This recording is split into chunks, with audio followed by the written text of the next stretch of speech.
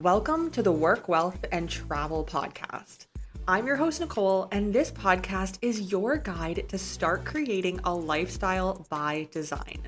From entrepreneurship, money and finance, tax optimization and residencies, and everything in between, this show highlights the nuances of a true global citizen lifestyle. Let's dive in.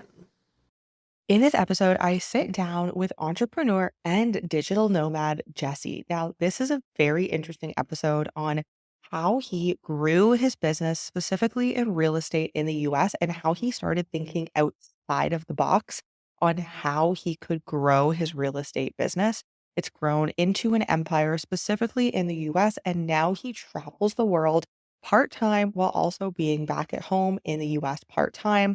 This was a really fun episode and conversation to record with Jesse because we dive into the nitty-gritty details, how he started his business, how his business is different than other real estate models, and how he even used social media to influence a different direction that he could take his business in. Very, very interesting conversation with Jesse. And then, of course, we dive into tips, tricks, and hacks as a digital nomad. He is starting his digital nomad journey. So we really dive into some of the things that he sees that can set himself up for productivity and success as a nomad. Let's get into it. So I guess I always like to start my journey as a cabana boy. So that was my first job growing up, 14 years old. It's the only job I could find, cabana boy in Portland, Oregon. So I'm based in the US. And from What's a there it cabana was, boy? oh, cabana boy. Do you know where are you from? So then I can kind of understand. Canada. In Canada. Oh, you're in Canada? Yeah, it's too way too cold to have a cabana boy in Canada. Okay, this is actually funny. So cabana boy is someone who basically is serving drinks and making like cocktails for people by the pool. So if you go to the beach or if you're like in a pool environment, those people who are like in those little shacks, like making the snacks and the burgers, Oh, that okay. was me. And we call them cabana Got it. boys. Yes. Oh, that's And so the fun. yeah, so that was my first job. And I say that because I then go to college, right? Then everyone says in America, you go to college, you spend all this money, and you're gonna have an amazing job on the other side. And I got that piece of paper. I was looking for that amazing job, interview after interview, and everyone said, Jesse, you're cool, but you don't have work experience, so we're not gonna hire you. And I was like, okay, I thought I needed the college degree. Why does everyone want work experience? And so I basically went back to the one job that I knew I could get as a cabana boy again. So I am, graduating college with this degree, going back to the same job I had when I was 14 years old. And long story short, I'm pulling on that light blue cabana boy shirt, and I just knew something in my life needed to change. So fast forward to reading Rich Dad Poor Dad, which a lot of people, in the financial independence community, love that book. And so then I got into corporate sales. And with that money, with delayed gratification, I saved up a lot of money through commissions and then got into real estate. Fast forward through real estate, lived on, my base salary. And I decided to do what's called house hacking. So in the US, house hacking is essentially you buy a home with multiple bedrooms. I bought a home with 6 bedrooms, didn't need all those rooms, right? So I lived in one of the rooms and I rented out each of the other rooms. And then I realized, wow, I'm actually living in this house for free. Plus I'm making money and like all the, appreciation, depreciation, all the benefits of having real estate. And so then fast forward, I buy another house and basically kind of coin this entrepreneur house into growth house. And so from there, basically was having enough money to then quit my corporate job. And then now I'm over here in Rio traveling, been spending the last 3 months traveling abroad. It's a very quick like story about how I got to where I'm at right now. Cool. Yeah, I definitely want to dive into the travel aspect of running your business, but before going in that direction, I'm curious, building your business. So you mentioned you use funds from a corporate job in sales Hmm. to fund the first house, and then you very casually mentioned that there was a second house, and then we keep going. So, Yeah. what were the funds enough from the corporate job to buy multiple homes, or was it really getting enough returns and in advance knowing what those returns would look like, and at what point, what year, what stage in the business you'd be able to purchase the second home, third home? What did that growth look like for you? Yeah, absolutely. Yeah, I definitely skipped over a lot of steps there. So once I bought my first house, I bought that house with the notion that, okay, I'm going to buy a second house pretty soon. I actually had it written down. But back to my corporate job, I was working in sales. So I lived on $42,000. I was making, when I started about 60, 80, and just kept on going up until about 200K. So all these years, I'm just saving that money, living way below my means in an apartment by myself. And then once I bought my first house, I actually ended up saving 100 grand. And that was over about, I don't know, 3 years. So saved up the 100 grand with all the commission checks and then bought that first house. The house was about $400,000 and then rented out all the rooms. And then people kept asking me because we coined it as an entrepreneur house. People were like, Jesse, we want another house. You have no more bedrooms. So that's when I, nonchalantly got a second house. So I still had funds left over from that first house to go get the second one. The second house is actually kind of an interesting story about how I got it. So I'm not sure how the housing market or real estate is in Canada, but for us, we have people that are called wholesalers. And that's a long story, but basically they go door knocking on different homes to go try to find a good deal. And so for me, I had it written down in my goal book. Like I said, I wanted 2 houses in the same year. So I looked in my entire neighborhood. I went door knocking in my neighborhood. Didn't have any idea what I was supposed to be doing. I basically said, hey guys, I love this neighborhood, but I'm actually homeless because people are now renting my house. Are you looking to sell your house? And this is just me getting creative because I feel like a lot of people, would give up if something happens and they're like, I don't know where to buy a house. So I was just knocking on doors in my neighborhood. So I go to a house at the other side of this park. It has all the parking that I need for, what we call co-living, which is multiple people living rent by room in each bedroom. And so I go to this other house. They're like, hey, Jesse, no, we're not, selling our house. Cool. 6, 7 hours later, I go to this house and they said, hey, Jesse, we're not selling, we're renting, but we just bought a house. So I go talk to the owner, and then 30 days later, I get my second house. So that was kind of like the crazy story about, a little perseverance and doing something out of the ordinary. Because anyone that hears that story in the US is like, what? You just door knocked in your neighborhood and 30 days later you bought a house. But that is possible. And that's what I love, about real estate. Interesting. I like that you really thought outside of the box for that and like literally just going back to the complete basics. Yeah. I'm curious. So you mentioned the entrepreneur house. I'm Mhm. curious. So your first house was, I don't want to say theme based, but like it wasn't just like a room rental for anyone who needed a room. I'm assuming that was very intentional. And was it because you wanted to surround yourself with a certain type of person or because you knew that they would be good tenants or what was the reasoning behind that? 100%. So when I was working in corporate America, I always knew I always had little side hustles. I want to be an entrepreneur. I want to start a business. And so living in Portland, Oregon, it's very, gray skies, not a lot of entrepreneurial buzz or energy. And so I read a tweet, and I was probably 27 at the time. And I read a tweet and it said, life hack, move out of your hometown in your 20s.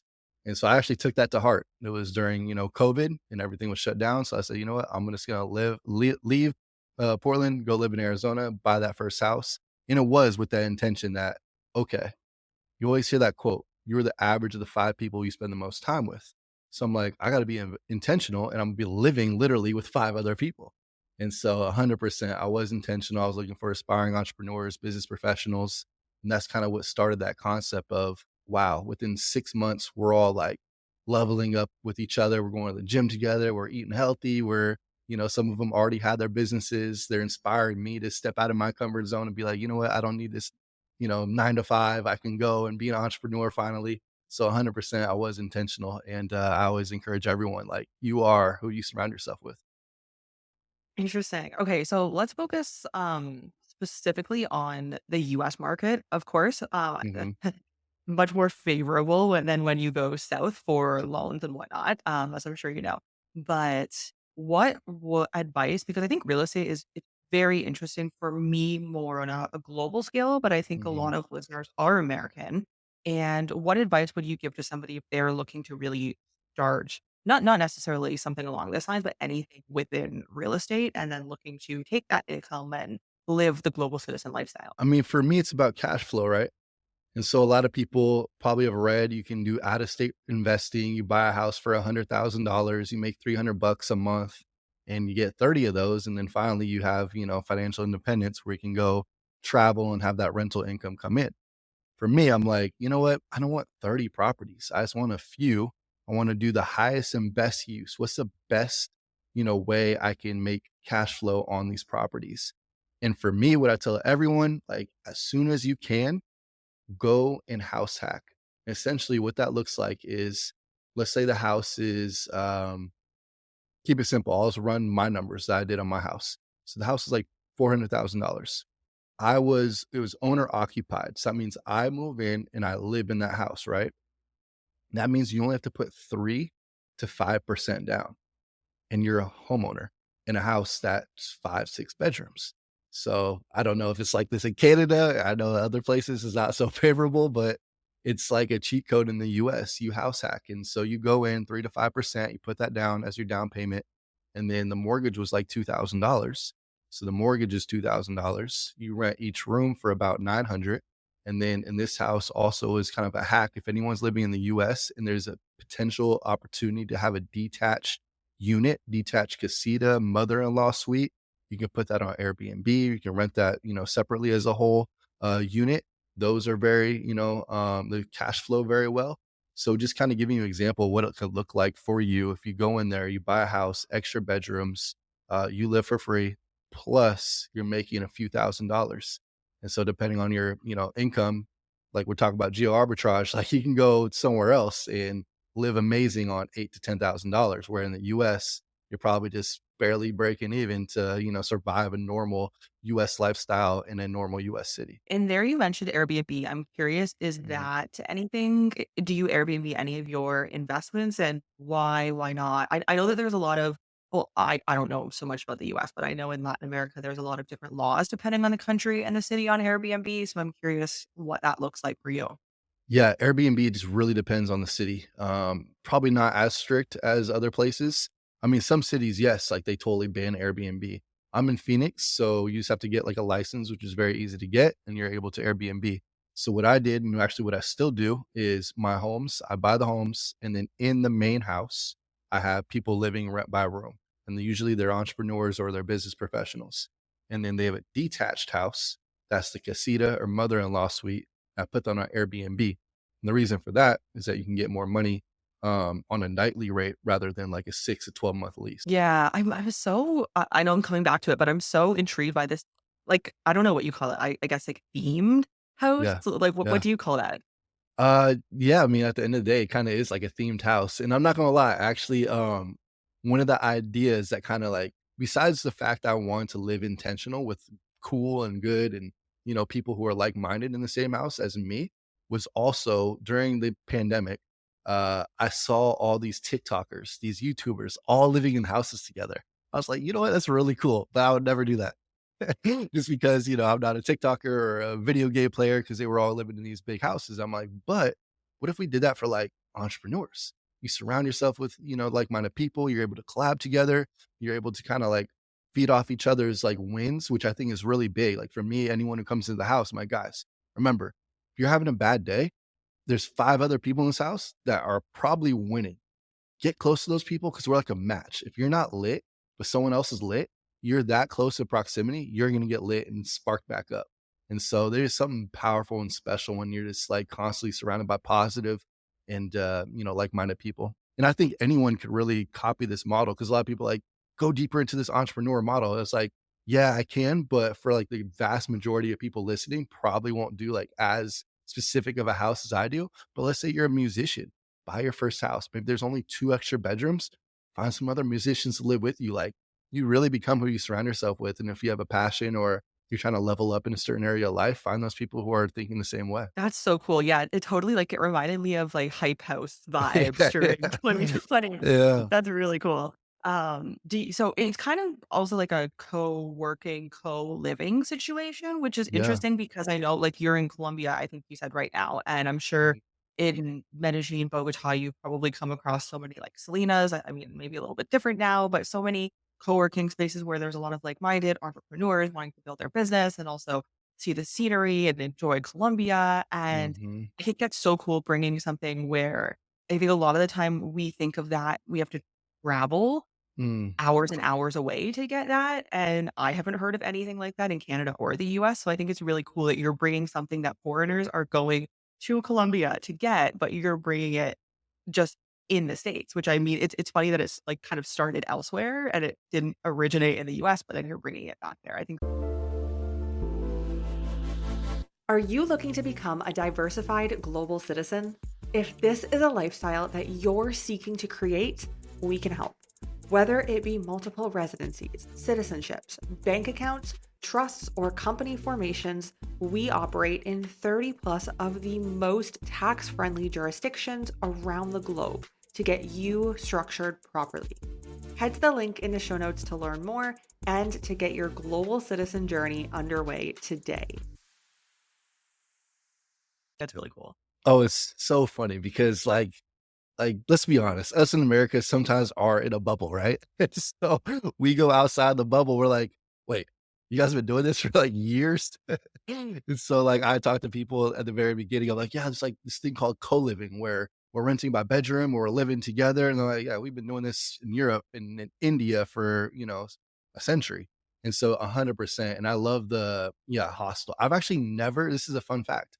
I've never stayed in a hostel. I've visited hostels and I go use their co-working spaces, but I've actually never stayed in a hostel, but I love the community, the sense of, sometimes they are themed. Like I think Selena is more for the digital nomads and not necessarily, backpackers, but more a lot of entrepreneurs and digital nomads. So 100% actually, now I wouldn't say copy models, but I definitely get inspiration from a lot of models and hostels because they do a really good job of community. That's so cool. Okay, one last question I'm just curious about is Yeah. each space that you have, each house, is it some sort of theme, like obviously entrepreneurial, but Mhm. like the decor, the vibe, the furniture, or is it just like everyone brings their own stuff? Like, how does it work? Yeah, so everything's already furnished, like, even down to the bed. So it almost is like just it's almost like an Airbnb type feel. Like, you walk in, you're like, "All I need really is my suitcase." So we do have a lot of people, like, we have people from France come and stay in our house for 6 months, start their business. And so it's really cool just to have, a bunch of different people. But yeah, it is themed. I could do a better job. I probably should hire someone, but for me, like, what we did was just put up a lot of, like, captions, motivational artwork, and so that's kind of the thing. We actually built studios within our homes where we have a podcast studio. We have, like, all the ring lights that you need if you wanna do content. So we definitely had that, but 100%. I want like to do murals on the wall. Like there's definitely stuff in the works I want to do and add to it. But yes, they are themed. That's so cool.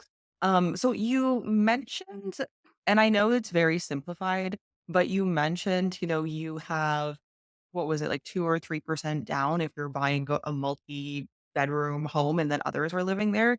Hmm. It seems like such a simple, easy to grab. Like if you have the initial capital, you can take advantage of it. So why are people not taking advantage of this as much? Or maybe like in your community they are, but I feel like average Americans, like they either don't know about it or they think it's too difficult. Like what do you think are the hold ups are for a lot of people? I love that you asked this question because there's a huge perception. And I actually like, I'm a perfect example. I saved up $100,000 before I even got into real estate. Did I need all that money? No, I could have gotten into real estate 4 years prior and have so much more equity in these homes if I actually knew this. So yeah, it's a very simple concept. It's out there, but people still don't know. So if you are, it's called owner occupied, right? So you go buy a house and you have to live in that house for at least a year. And so that's like the thing. You just gotta go buy the house, live in it for a year, and you're able to have 3 to 5% down. Here's the cool part about it. You do it once, guess what? The next year, you do it again. Within 5 years, you can potentially have 5 homes. And so this is something that, yeah, I think just information needs to be spread more, and that's kind of what our community does. And I think a lot of people, even myself, we have analysis paralysis, or yeah. And so for me, it took 5 years before I pulled the trigger. If I had someone kind of holding my hand and say, "Jesse, it's okay. Like this is like the safest thing you can do because you are going to live here. You're not going to have to pay rent because the other two people who are going to be living there are going to be basically paying your mortgage." So it is the easiest way for someone, I think, especially in their 20s or if they're single, to achieve financial independence and really become a millionaire through real estate. I want to dive into that analysis paralysis piece. And Mhm. I mean, like you just said it so casually, but it took you 5 years to actually pull the trigger to Yeah. do this at your first home. Like, what was that 5 years like? Like, and like, what was so much of a holdup for you that took 5 years that now you probably look back and you're like, that was nothing? Oh my gosh. There's a difference between reading, listening to podcasts, and taking action. And I think a lot of people have this mental, you know, block where there's like, oh, I need more information. Like people are very analytical, but really it's a fear thing. And so for me, I'm a huge believer in coaching, consultants, people that will save you years of your life. Like I just said, I could have done that year one. I had enough money to put 3% down on a house. And so for me, it's getting the right community around you and getting the right coaches. And so what I ended up doing was I hired it's kind of like a business coach. He was a sales coach, but also he was able to retire through real estate. And so what was I? I was in sales and I wanted to retire through real estate. And so for me, it was listening to podcasts. And then I actually reached out to that guy who had the podcast and he was like, well, I don't really offer coaching right now because I'm full. And I basically begged him, like, dude, I want to do what you did. And so fast forward, a year of working with him holding my hand through every step. Man, what is this a good buy? Yeah, Jesse, let's run through the numbers again. And so just having someone there in the corner who has fruit on the tree, who have already accomplished what you're looking to accomplish, then it's a no-brainer. Like, yeah, I'm gonna listen to this guy. He's done it. And so that was the biggest thing for me. And I encourage anyone listening, you can listen to podcasts, you can read books. Yeah, it is possible to go ahead and do it. You don't really need too much besides the agent, someone who's like a real estate agent, someone who's a mortgage lender and, YouTube University. But for me and other people who are stuck in that analysis paralysis, go hire a coach who's already done it. Do you see that analysis paralysis a lot in the US surrounded like within the entrepreneurial community, but also I'm curious because you are nomadic, do you see that a lot within the nomadic community as well of entrepreneurs? I want to say any more than the US. Yeah, I don't know if I have a good answer to that. I don't know if I've like stayed in one area and really like talked to those entrepreneurs to really know if it's that much different than the US. What I typically do in like my nomadic journey has really been staying in one spot for like a month. So I go to Puerto Rico, or I go to Medellin, or I go to now, Rio. And then I've also done I'm gonna try this is something I've just learned this summer, which you're probably gonna laugh at. You're like, Jesse, of course it's not gonna work. So I was like, all right, I'm gonna travel through Europe and do this nomadic lifestyle. So I started in Lisbon, like 3 days. And then I hopped to Madeira, like 4 days. And then I went to where did I go? Barcelona, 5 days. And I was trying to figure out how to be the tourist, see the things, but then also work and also adjust with the time zones and leave after like 3 days. I realized for me personally, maybe some people can do it. For me on my first trip like that, it was awful. Like I was so stressed. And so, like, it was just like if I would have talked to you, I talked to more people who actually have lived the more nomadic lifestyle for longer than I have, I would have learned so many things and been like, Jesse, you probably should stay there for like a minimum of 2 weeks if you want to actually be a tourist, see the things, and also work. Because I think for me, I just felt bad. I was like, okay, I'm in a new country. I have to see the thing. Why am I going to be working all the time? And so, yeah, that's something that I've learned recently where it's like, I need a minimum of like 2 weeks to be somewhere to also like balance work and travel. What's been your Yeah. experience? Because I need to learn this. It's so funny you say that because we started traveling like 2022-ish. We left China in 2021. And then summer of 2022, we were in the Balkans area. So we lived in Turkey for a little bit and then we were in Romania, Montenegro, loved Serbia, a lot of the countries there. And at one point for many months, we were doing not as quickly as you, to be fair, like that's like speed. I don't know how you're getting any work done, but we I were a week. wasn't. So yeah, exactly. You're like, so much to do, so much to eat, so much to see, which is fun, but definitely not sustainable, especially like if you're looking at it from a lifestyle perspective. Like you, Mhm, my partner and I, when we travel, it's not for fun anymore all the time. Like it's our lifestyle. It's so mhm. funny because being back in Canada now, side tangent, a lot of my family's like, oh yeah, like you're traveling around the world. It's great. I'm like, and working. Because a Yeah. lot of the time they don't see that, especially if they're not like a client or something, they're not following really what we're doing, and they just see traveling in all these new countries. And yes, that's true, but there's also another side to that. So Mhm. anyways, back to my story in the Balkans, we were a week, a new hotel every week, and then eventually, I think after that summer, we were just like, "It's too much." So then we slowed down to about a month, we would get a month-long Airbnb, which is Mhm. nice too, because then you get, like it's a pretty significant discount, I Oh, find, yeah. which is crazy, especially, like, in Latin America and in Europe was where we were really Airbnb-ing, and so then we would stay for a month, and a month is a good amount of time to see things and do work, and, like, you're not rushed, and now after doing that for a few years, we're like, "Okay, I think we're gonna do 3 to 5 months," and, like, because and I feel like too, you get to a point, or at least we have, where like we've seen a lot of at least the capitals, if not a few other Mhm. cities within a lot of the countries in one continent. So we can go back and like I absolutely love Peru in Latin America. It is my favorite country, best food, amazing scenery. It has everything. And so now I'm like, I want to spend 3 to 4 months in Lima and then Mhm. travel from there because I know what I want and I know that I don't really love Colombia and so I know that that's not a destination I need to go back to. And so it's nice, like to for me, I find it's nice to eventually know what I like and go back to that instead of like new place, new place, new place. Where's the supermarket? Where's the restaurant? Where can I Mhm. order delivery? Like where can I get a smoothie? It's a lot. Gosh, you are nailing it for me right now. Yeah, it's so true. Like, even just the basic things, like for me, I just wrote on Instagram, I'm like, I'm realizing what actually just makes me happy. Like, I just need a good gym. I need the beach. Mhm. I need healthy food options. I need good Wi-Fi. That's about it.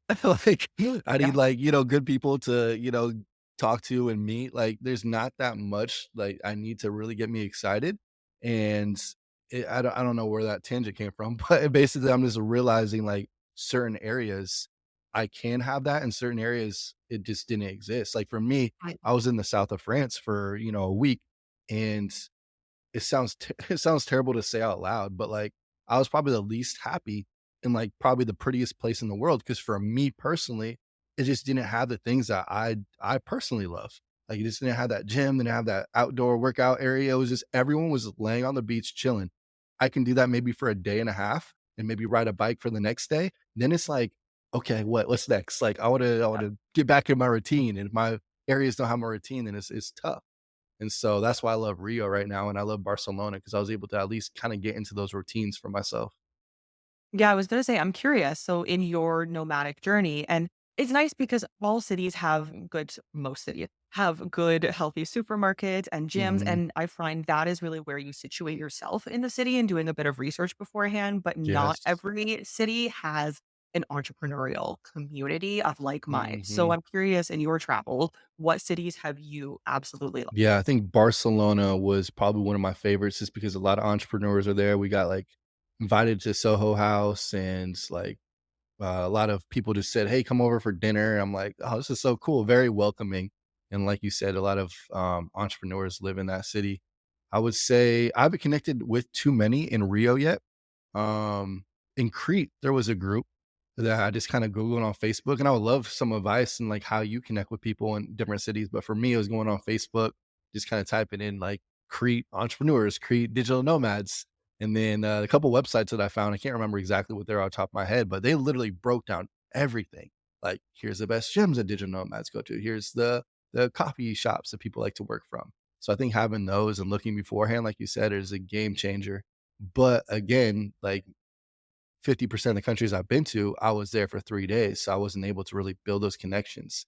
I think also Medellin, I had a lot of friends over there and still do now that were, in the Poblado area, and they were all entrepreneurs working from coffee shops. So I would say for me personally, the areas that I'll go back and feel like, "Oh, I can live there for at least a month or longer," probably Rio, Barcelona, and, Medellin. Awesome, I love that, and it's so fun too because Latin America is a good time zone, obviously, so I Yes, find that yes. there's a lot of like, we meet a lot of it's not always, like, entrepreneurs, a lot of them are, but sometimes it's just, like, we'll meet another couple and then, like, we go out for drinks or whatever with another couple, and it's nice because not only entrepreneurs, but remote workers are in this Mm, time zone, and so I find, like, if you're starting this journey, it's a good place to start because in Asia, like, ugh, I love Asia. I lived there for years, but it's just not a conducive time zone for a lot of people unless you're mhm. running, like e-com or something where you can do it at any point. But if you're working with clients, you're probably going to want to be maybe even on a European time zone where it's,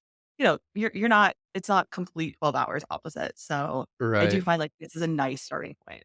I totally agree. I love, yeah, South America for that reason. I think most of it is like 3 to 4 hours.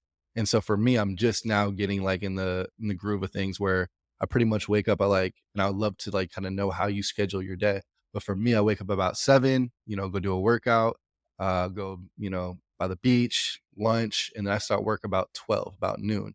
I work from noon to typically, 6, and then cocktails, dinner, and samba. Like, there's a lot of things to do in new cities. So that's typically how I learn to schedule my days. Where in the States, I'm waking up and I'm like stressed if I can even make it to the gym because I'm on PST time, Pacific, and it's, 6 o'clock and everyone's already 9 o'clock on the East Coast. So I actually love East Coast or even 1 hour ahead of East Coast. That's like my favorite times. It's so funny that you bring that up because I was just in Mexico, so now I'm in EST, which is great time zone. Mhm. But I was 2 hours behind, so what is that, I guess, mountain? And, I realized, like, it's so confusing because there's EST and then there's EDT, and they're 2 different times. It's just, like, Mm. very confusing with the daylight savings. Anyways, that's I've some people know what I'm talking about. I didn't even realize it until recently. I've been traveling for so long. But, yeah, I was in 2 hours behind, and it was just, like, such a mess in terms of waking up, chaotic, like, a million WhatsApp messages, a million emails, and so it is nice, even sometimes to be in the European time zone, early European time zone, because Mhm. in Portugal or Spain, I'm sure you probably experienced this, where it's like you have a little bit of time in the mornings, and, like, yes, I'm not always trying to check my inbox, but it happens sometimes, and then you just feel like, "Oh my gosh, I have a million things to do." Whereas when you're in a European time zone and a lot of your clients are in EST, you can just relax, the emails slowly come in, and then in the afternoon, you start getting to work a little bit. So true. Yeah, it's nice to have, like, the mornings where you're like, "Okay, I actually have a morning to myself," and then everyone else wakes up. I'm curious, what's your way of connecting with, like, digital nomads or remote workers when you travel? Yeah, I think, I've talked to a lot myself, I've talked to a lot of nomads on this podcast, and I don't think anyone has figured out, like, the ultimate amazing best way to do it. I feel like it's Mm, very just piecing it together by the country. What I find a lot of the time is Facebook groups mhm, are really good, like, surface level, and then you can get into WhatsApp groups from the Facebook groups and get a little bit more detail, and usually I'm only in WhatsApp groups if I really have some, like, ties or I love the country, mm, and I know that I'll be back, then I'll stay in those WhatsApp groups, but typically, my partner and I, like, all post a photo with a little blurb about us. I make sure to say that we've been traveling for almost a decade, and we lived in this many countries, and we're entrepreneurs because I want to attract the right type of person. And especially me, like sometimes I was just in Mexico without my partner. And it's so annoying because you post and then you have like all these people who are just not entrepreneurs and like they're just living locally. And it's like, I'm sure you're a great person, but I really want to surround myself with a certain type of person. So I mhm, try to really structure the post based around like what we're looking for. And then usually I'll meet like some girlfriends from that, or we'll meet other couples from that. And then a lot of the entrepreneurs, if it depends on the Facebook group I find as well. You can't always find like-minded entrepreneurs in certain groups. I find that's more so the WhatsApp groups because they'll have mm. like a specific channel in the group for entrepreneurship usually. But from there, I just start connecting with people. And yeah, I think it's really like Facebook groups. I've done a few meetups and things like that. But again, only if I am either staying in the city longer term, have ties to that country, or know that I'll be going back. Mhm. You know what keeps popping up on my feed? Are run clubs, and I feel like run clubs also have a lot of entrepreneurs, like, there's one in Medellin where, like, I'm just connecting with so many great people just through, like, an Instagram, group that's a run club. So I don't Oh, know, that's maybe so cool. that's an interesting hack to look into because fitness is a big part of my life as well, so I'm like, "Oh, fitness and kind of a lot of entrepreneurs in the group." Yeah, that's a good idea. I don't run, and I actually in China, I completely messed up my knee and I couldn't Cool. walk for like months. So I'm like traumatized now from running. So I don't do running, but I do feel like if you are a runner, that's probably a really good way to meet resilient, like-minded, like determined entrepreneurs. But also I feel like the gym as well in certain Mhm. areas of cities, and of course, like not a local gym, but that can be a good place to meet people. But I don't know. I'm curious if the gym works for you because usually at the gym, like I'm not really interested in socializing. I just want to like get in, do my stuff, listen to some podcasts and get out. Yeah, it's a hit or miss. If I'm gonna only be there for a few days, then 100% I'm just locked in because I know, like, sorry guys, but like, there's no point to really develop too much of a relationships, so I'm gonna be leaving in a couple days. But like for Rio, what I've been doing is going to outdoor gyms to kind of connect with people. I want to say I've met like a bunch of entrepreneurs there, but then also gyms by like Selena. Like I'm gonna start looking over there, just being like kind of strategic and kind of being intentional. Like, okay, there's a co-working spot right here. I'm gonna definitely go there, check it out, just work from there. You know, and yeah, I guess that's kind of like my way to try to figure it out. I wouldn't say I've nailed it because most of the gyms I go to are like a lot of locals. So Yeah. maybe we need to Yeah. create that. Maybe we need to create like the nomad gym. That would be I think that cool. would be a That would be good really trade. Like, cool. come on now.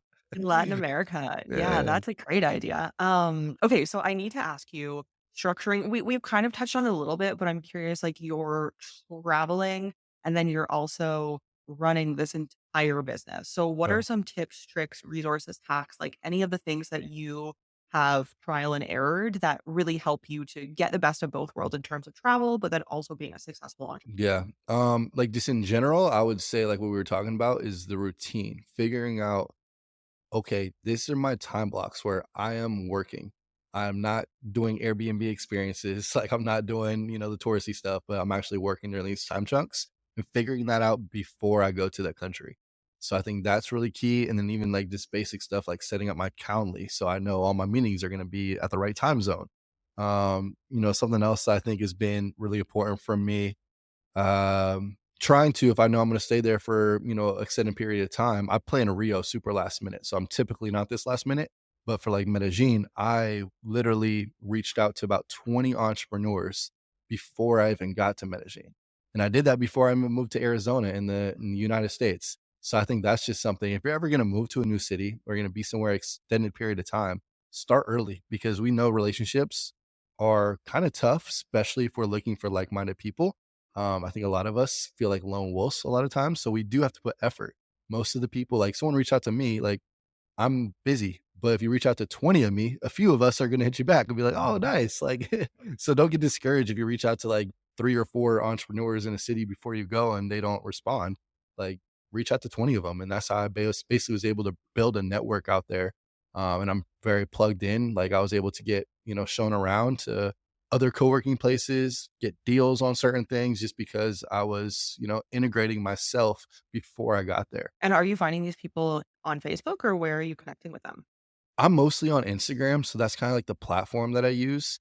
And I'll also just ask people now that I have a few people, that travel all around, like, I'm gonna hit you up and be like, "Hey, I'm going to," you said you were in, I forgot, what city were you in? You were in, was it Turkey that you've been recently? I lived in Turkey for a bit, but I was just came from Mexico. Okay, so maybe if I'm going to a certain area that you were in Mexico, but hey, I'm about to go there. Who did you connect with that I should connect with? So I would Yeah, do for that. sure. Like I do that all the time. A lot of my friends now are, nomadic. They have podcasts, they do businesses. So 100% like reach out to your network and ask them, hey, I'm going to this spot. Who do you suggest I connect with? And like these people that I'm connecting with, I would never have been able to connect with them by myself because, they have a lot of stuff going on, a lot of followers, and they're like, "Oh, it's a warm introduction from one of my friends." Yeah, of course. Jesse, great to meet you. Let's meet up for coffee. So, like, I would just say leverage your network. That's an interesting response that I don't even know if I've had on the show before, and it seems very simple. So I'm kind of Yeah. surprised that I think nobody's mentioned that, but I think using social media to actually be social and not just to heart things and keep scrolling and, Mm, like, really build your network through your connection. Like, it's silly because it sounds really simple, but I think nobody is really doing it these days, and so I really like that answer. One thing I wanted to add on, and I'm sure you probably have this as well, but kind of like a little hack, I'm in quite a few paid communities around what we do. So mm, we will work with a lot of entrepreneurs who are wanting to optimize their tax and diversification for banking and residencies. And so I'm in a lot of paid communities, not a lot, but some paid communities where there are other experts who we either collaborate with or are in a similar industry or adjacent industry to us. And so I find those paid groups are always more beneficial and a higher quality of people than free groups. And so sometimes we'll just reach out, like in Mexico, I met this awesome German guy who was in venture capital in the US, and we just connected through that group. It was like, hey, I'm in the South, like, let's meet up. And so I think if you're a part of any of those paid communities, like not you, but anybody listening, then that's Mhm. also a really good opportunity because you know the quality of person is going to be high. If you wanna expedite success, your time, your network, like masterminds, stuff that's pre-vetted, it's the best way to go, 100%. I'm a big believer. I'm in multiple, and we even host 2 masterminds every year in Arizona. So, yeah, if you're able to plug into a network that's already been vetted, it's the easiest way. Totally. Well, this has been a really interesting conversation. Where can people find you and the business online? Yeah, I think the easiest way, is probably Instagram. So I'm at the Jesse Ray. And, yeah, connect with me, DM me, LinkedIn, I'm on there quite a bit as well. Facebook, I'm still trying to, grow the Facebook. I haven't been on there as much as I should, but now that I'm traveling so much more, I'm learning there's so many good groups in there. So Facebook, Jesse Ray, Growth House, you can just Google it and we'll pop up. You've just listened to the Work, Wealth, and Travel podcast. If anything from this episode resonated with you, I'd appreciate if you share this podcast on your socials. And of course, be sure to tag us at Work, Wealth, and Travel. And don't forget to leave a review on your favorite podcast platform. Thank you for joining us on this global citizen journey, and we'll see you in the next episode.